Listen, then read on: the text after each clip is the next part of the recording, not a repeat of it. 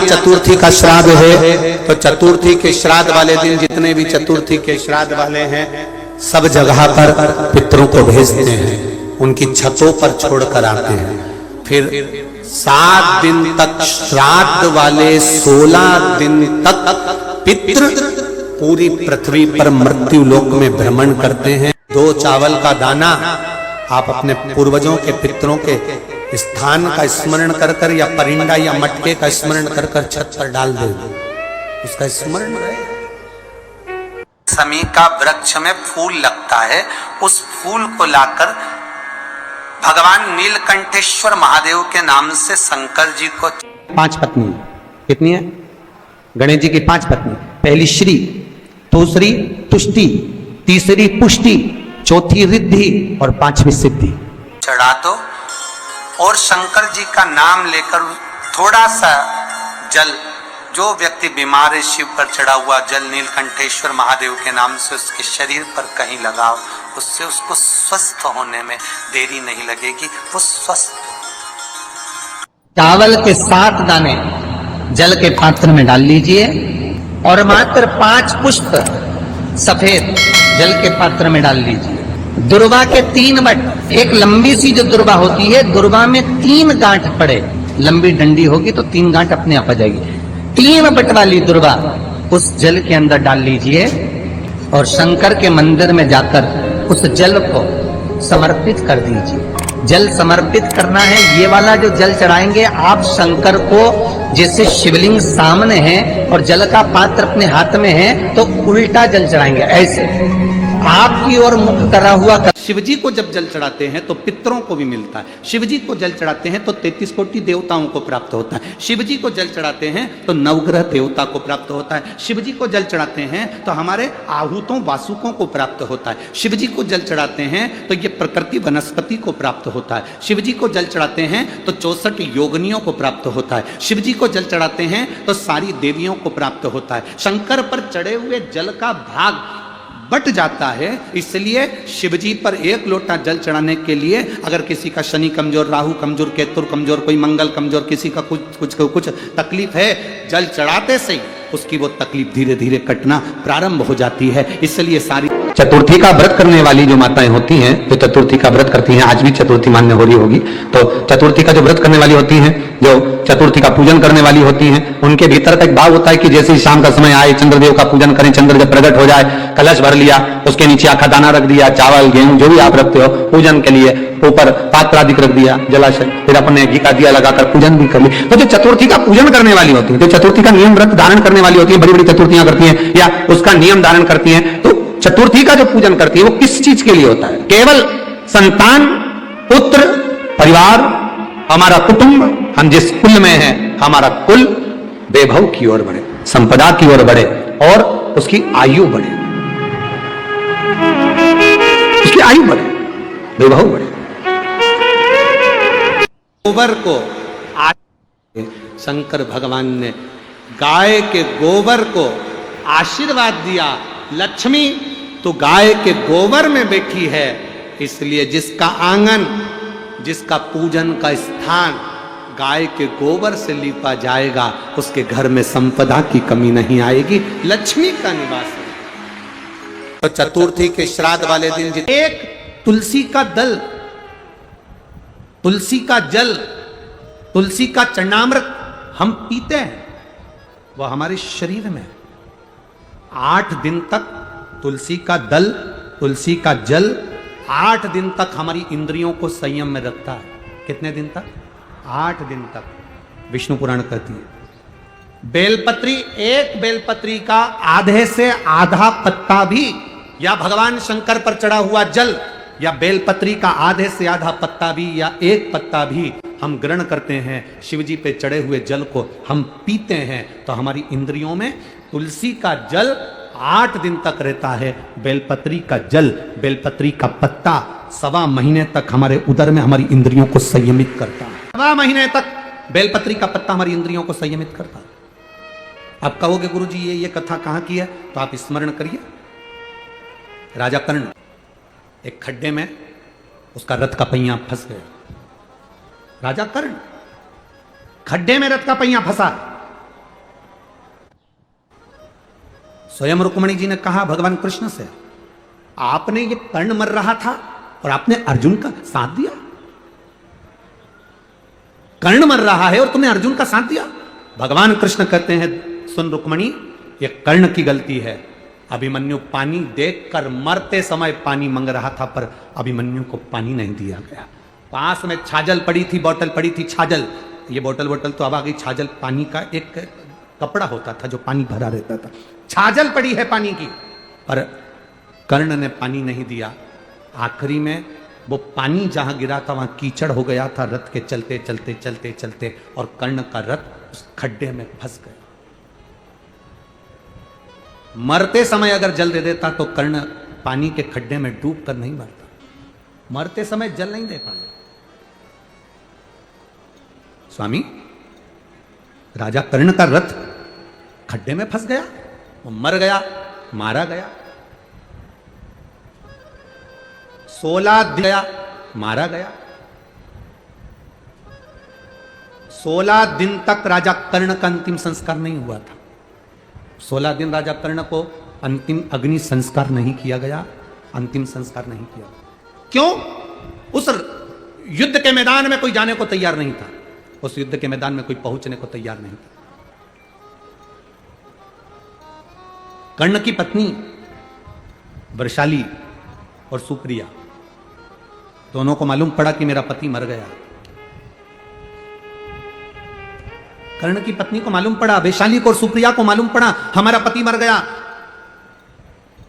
पहले कर्ण के 10 बच्चे थे, 10 लड़के थे। 10 लड़के में से 9 लड़के कर्ण के युद्ध के मैदान में मर चुके थे। केवल एक लड़का जीवित था जिसका नाम वृषकेतु था।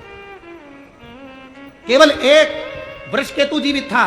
और सुप्रिया जो भगवान शंकर की आराधना में डूबने वाली थी, शंकर की आराधना में रमने वाली थी, और उस सुप्रिया को मालूम पड़ा कि मेरा पति मर गया और मरे हुए आधा घंटा निकल चुका है, पति के प्राण छूट चुके हैं। कोई गिद्ध, कोई पशु, कोई पक्षी, कोई जानवर, कोई जलचर, कोई थलचर उसको ना खा जाए, उसकी गति ना बिगड़ जाए, उसके शरीर को कोई भक्षण ना कर जाए, कोई असुर उसके ऊपर आक्रमण ना कर जाए, उसके शरीर के कोई टुकड़े ना कर दे। सुप्रिया आंख से आंसू बहा रही है। कर्ण की दोनों पत्नियां वृषाली और सुप्रिया रो रही हैं। बेटे वृषकेतु ने आकर कहा, मां, पिता मर चुके हैं, पिता शांत हो गए, पिता के प्राण छूट गए। मां, पिता चले गए, पिता समाप्त हो गए। और उस जगह पर समाप्त हुए हैं जहां पर युद्ध हो रहा है। वहां से बॉडी को उठाना, शव को उठाना कठिन है। आसपास युद्ध चल रहा है, बीच में पिता। और कहा, केवल एक काम कर वृषकेतु, केवल एक काम कर। मेरा पति मर गया, उसके शरीर के पास में जा, युद्ध के मैदान में कहीं अगर बेलपत्र का वृक्ष हो, उस बेलपत्र के वृक्ष में से एक बेलपत्र तोड़कर मेरे पति के नजदीक में या उसके शरीर के पास ले जा। मां, उस युद्ध के मैदान में जहां पिता का शव पड़ा है, चारों तरफ युद्ध हो रहा है, कैसे जाएंगे? वो बेलपत्री का फल क्या होता है? बेलपत्री के वृक्ष की एक पत्ती का फल क्या होता है? शिव महापुराण की कथा कहती है, देव पितर, शिव महापुराण की कथा कहती है कि ये पितृपक्ष 16 दिन जो कर्ण को मिले हैं वो साधारण नहीं थे। एक बेलपत्र का पत्ता वृषकेतु तोड़ता है। तोड़कर वृषकेतु युद्ध के मैदान में रथ पर सवार होकर युद्ध लड़ता लड़ता पिता के नजदीक में जाता है। रथ चलता रहता है, वृषकेतु नीचे कूद जाता है। और कर्ण का 10वें नंबर का बेटा छोटा, 9 बेटे मर चुके थे राजा कर्ण के। कर्ण स्वयं मर चुका था। एक बेलपत्र उठाकर वृषकेतु ने राजा कर्ण के नजदीक में, उसके पास में उस बेलपत्र को रख दिया। उस बेलपत्र को रखने का फल क्या हुआ वो देखिए कि कर्ण के प्राण छूटने के बाद, कर्ण को मरा हुआ आधा घंटा निकल चुका था, बेलपत्र रखते से ही कर्ण के प्राण यमदूत बंदी बनाकर जो लेकर गए थे, तब चित्रगुप्त महाराज के सामने प्राण खड़े थे। और चित्रगुप्त महाराज ने कहा, क्या चाहते हो कर्ण? कर्ण कहता है, मुझे भूख लग रही है। राजा चित्रगुप्त ने कहा, जाओ सोने की पूड़ी लाओ, चांदी की सब्जी लाओ, हीरे की गुलाब जामुन लाओ। महाराज ने कहा, तूने मृत्यु लोक में रहकर सबको सोना चांदी हीरा पन्ना दिया, पर कभी अन्न का दान नहीं करा, तो तुझे अन्न मिले तो मिले कैसे, प्राप्त कैसे हो, कैसे मिलेगा? राजा कर्ण ने कहा, अगर मैं भूखा रहूंगा तो अच्छी बात नहीं, आप कृपा कर दो। क्या कृपा? बस एक कृपा कर दो कि मुझे कुछ दिन पृथ्वी पर भेज दो, जिससे मैं ब्राह्मणों का भोजन या दीन जन का भोजन करा सकूं। अब तो तुम मर चुके हो, प्राण छूट चुके हैं, मर चुके हो, प्राण छूट चुके हैं।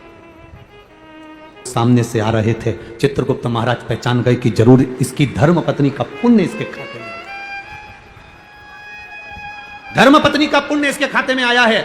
जैसे ही देवादिदेव महादेव सामने आए, राजा कर्ण ने हाथ जोड़ा, हाथ जोड़कर राजा कर्ण कहते हैं, बाबा ए मेरे शंभु, ए मेरे त्रिकालदर्शी कैलाशी अविनाशी, मैंने सोना दान करा, हीरे दान करा, मैं अन्न दान नहीं कर पाया, बाबा मैं अन्न नहीं दे पाया। कर्ण रो रहा था, शंकर देख रहे थे। शिवजी देखकर राजा कर्ण से कहते हैं, कर्ण क्यों चिंता करता है? ए बाबू, चिंता करने की जरूरत नहीं है, तेरी धर्म पत्नी ने तेरे शव के पास एक बेलपत्र रख दी थी, वो बेलपत्र का फल ये होगा। चित्रगुप्त महाराज, अभी तक इसके प्राण या इसका शरीर समाप्त नहीं हुआ है, एक काम करो, 16 दिन के लिए इसके शरीर को किसी दूसरे का रूप धारण कराकर मृत्यु लोक में भेज दीजिए। वो बेलपत्र का फल यह था, एक बेलपत्र का पुण्य यह था। राजा कर्ण का शरीर वापिस जीवित करा गया, एक शरीर तो पड़ा रहा कर्ण का, और कर्ण दूसरा शरीर धारण कर कर संत ब्राह्मण वृंद जन, गरीब जन, दीन जन सबको भोजन कराते रहे। भोजन कराते कराते कराते कराते लाखों लोगों को कर्ण ने भोजन कराया। देव अधिदेव महादेव देखकर मुस्कुरा रहे थे कि कर्ण भोजन कराते कराते तिलक लगा रहे थे, और तिलक लगाकर गिन रहे थे, एक ब्राह्मण को भोजन कराया, 2 ब्राह्मण को भोजन कराया, 3 ब्राह्मण को भोजन कराया, 4 ब्राह्मण को भोजन कराया, 5 ब्राह्मण आएगा। श्राद्ध पक्ष के अंदर अगर तू ब्राह्मण को भोजन करा रहा है तो तिलक लगाने की जरूरत नहीं, तो एक ब्राह्मण को भोजन कराएगा और बिना तिलक के दक्षिणा देगा तो 1000 ब्राह्मण का फल प्राप्त कर लेगा। कितना सुंदर कहा, दात तिथि पर भोजन कराओ तो तिलक कर कर दक्षिणा दो, पर अगर 16 श्राद्ध में, मान लो चतुर्थी का श्राद्ध है, पंचमी का श्राद्ध है, द्वितीया का श्राद्ध है, तृतीया का श्राद्ध, कर भगवान की बहुत ध्यान में रखिएगा। भगवान नारायण ने भगवान शंकर का भोजन रखा, विथ फैमिली आए, ब्रह्मा जी ने रखा आए, इंद्र ने रखा आए। एक दिन कुबेर को अहंकार आ गया, और कुबेर ने मन में सोचा कि मेरे पास में इतना वैभव है, इतना धन है, मेरे पास में इतना वैभव, इतना धन है। कुबेर ने विचार करा कि मैं भी सबका भोजन रखता हूं, मेरा धन देखेंगे, वैभव देखेंगे, सबको बुलाया, सबको। अब कुबेर जी को मालूम पड़ा कि भगवान विष्णु के यहां तो केवल 2 हैं, ब्रह्मा जी के यहां 2 हैं, इंद्र के यहां 2 हैं, गरुण वरुण सारे देवता के यहां 2 हैं, शंकर भगवान की फैमिली बड़ी है। तो उन्होंने पत्रिका में लिख दिया, श्रीमान श्रीमती। केवल 2, सबके यहां मेरा भोले बाबा गया, मेरे शंकर गए, पर कुबेर के यहां पर जब पत्रिका देने के लिए कुबेर शंकर जी के यहां गए, शंकर जी ने पत्रिका को देखा तो उसमें लिखा था कि शंकर पार्वती पधारे, श्रीमान श्रीमती।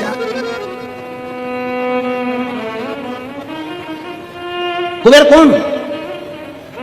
एक चोर शंकर जी के मंदिर में चोरी करने के लिए गया, अंधेरा बहुत था, शरीर का कपड़ा उतारकर त्रिशूल में लपेट कर आग लगाकर उजाला कर देख रहा था। शिवरात्रि का दिन था, शंकर जी खुश हो गए और शिव जी ने वर दे दिया, तूने आज शिवरात्रि के दिन मेरे मंदिर में प्रकाश करा है, मैं तुझे कुबेर का राज्य देता हूं, कुबेर नीचे बैठेगा और तू कुबेर के सिंहासन पर बैठेगा। कुबेर की कुर्सी एक चोर को दे दी। अब चोर कुबेर बनकर बैठा है, और उस चोर के मन में अब जिसने तुझे कुबेर बनाया था, तो उसको भी फैमिली बुला लेता, पर उसको भी नहीं बुलाया, नहीं बुलाया।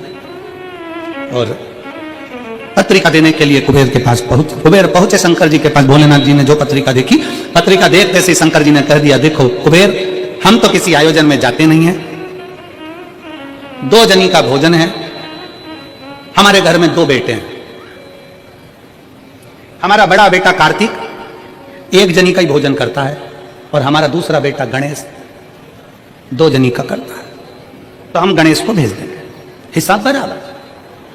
कुबेर को लगा कि गणेश इतना छोटा सा वो क्या खाएगा। शंकर भगवान बोले, वो तो बाद में पता चल जाएगा, तू जा। अब कुबेर ने निमंत्रण रखा, 33 कोटि देवताओं के लिए भोजन तैयार करवाया, मंगवाया, भोजन बनवाया, और इतने में सबसे पहले गणेश जी पहुंच गए। कुबेर की पत्नी दौड़ कर आई, दरवाजे पर गणेश आए, शंकर जी के पुत्र, कुबेर ने कहा आने का समय तो 6 बजे था, ये तो 4 बजे ही आ गए। पूछ किया इतनी जल्दी क्यों आ गए? गणेश जी से पूछा तुम इतनी जल्दी क्यों आ गए? तो कहा पिताजी ने कहा कि पहली पंगत में निपटाया।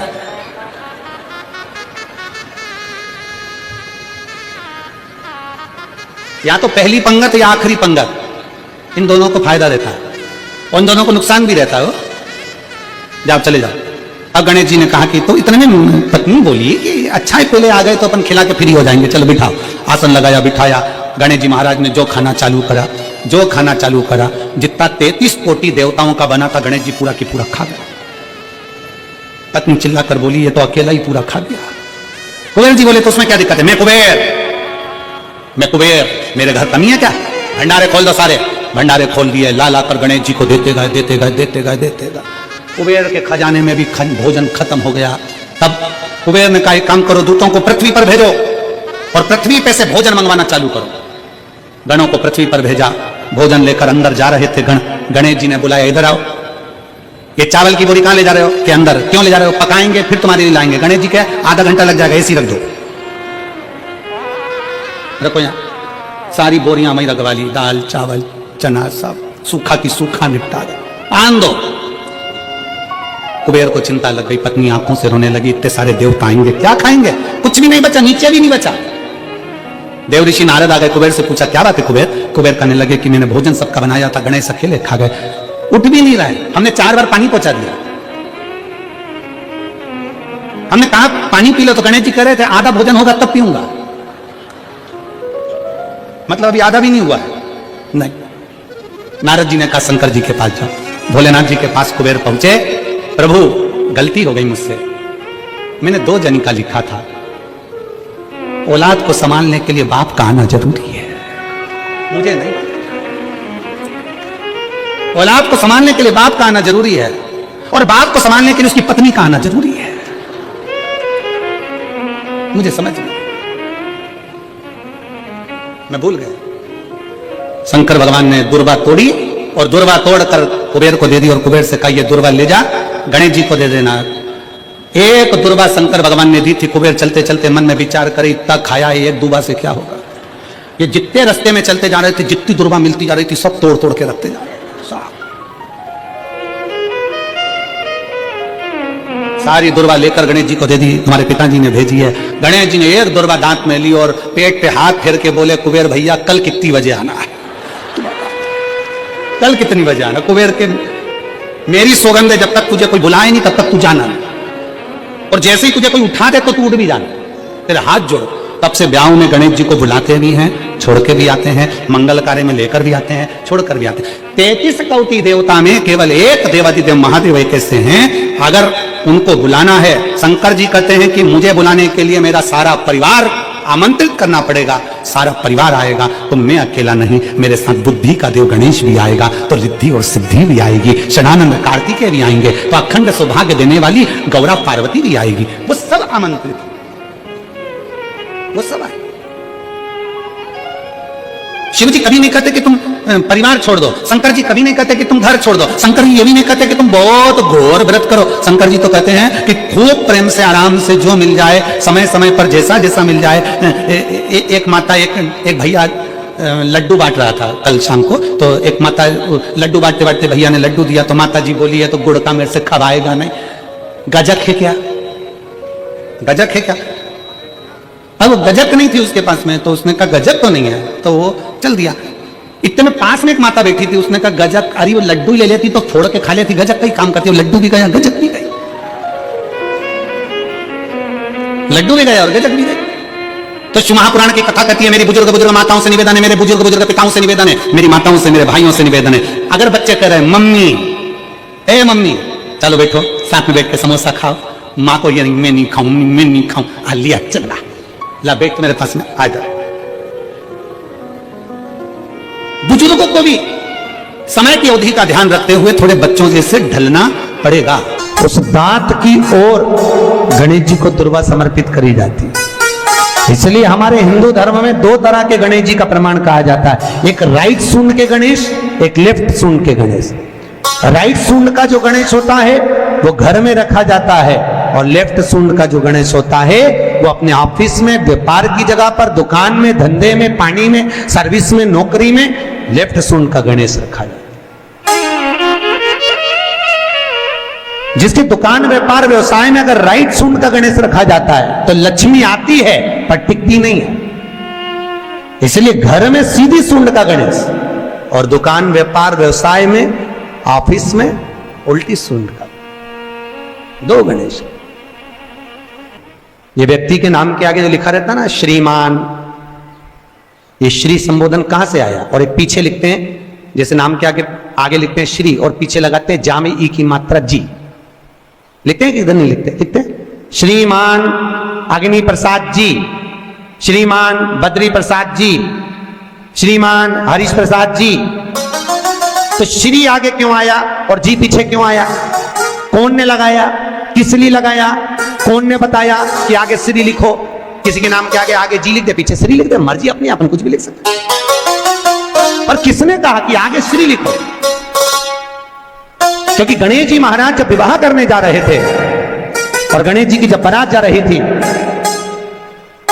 तो यमुना जी के तट पर गणेश जी की प्रथम पत्नी श्री गणेश जी के चरण पखारने के लिए खड़ी हो गई और प्रथम गिनती में जब गणेश जी चलने लगे तो श्री ने उनके चरण को रोक लिया और कहा, प्रभु मैंने आपका आवाहन करा है, मैं आपको अपने पति के रूप में देखती हूं। भगवान गणेश जी ने कहा, तूने प्रथमता में मुझे पाया है, जिसके नाम के आगे तेरा संबोधन लगा रहेगा वो जगत में प्रसिद्ध होता चले जाएगा। इसलिए श्रीमान लिखा जाता है। अब जी का संबोधन कहां से आया वो भी समझ लीजिए।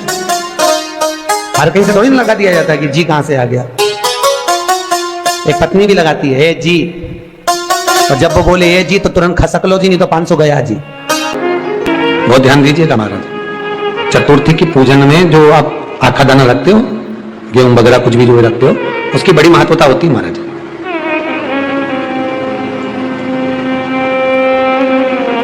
यहां तक कहा गया है, चतुर्थी की कथा तो आप लोग पढ़ते होंगे, जो लोग पढ़ते हैं उनको मालूम होगा। चतुर्थी की कथा में लिखा है,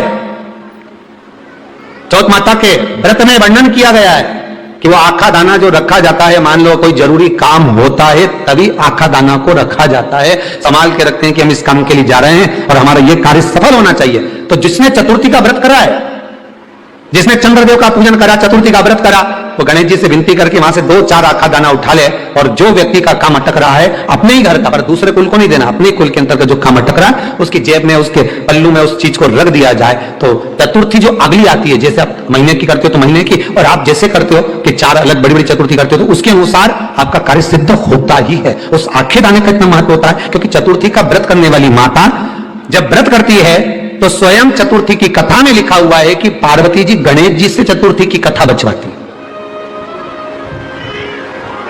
चतुर्थी की कथा बाची किसने थी? स्वयं गणेश जी महाराज ने। और सुनी किसने थी? माता पार्वती। बाचने वाले गणेश जी थे, सुनने वाली माता पार्वती थी। तो चतुर्थी की कथा जब होती है तो उसको स्वयं गणेश जी बाच रहे हैं। तो व्रत कौन सुन रही है? माता पार्वती। और आपने जो आखा दाना लिया वो गणेश जी के भाव से लिया, गणेश जी से निवेदन करके विनय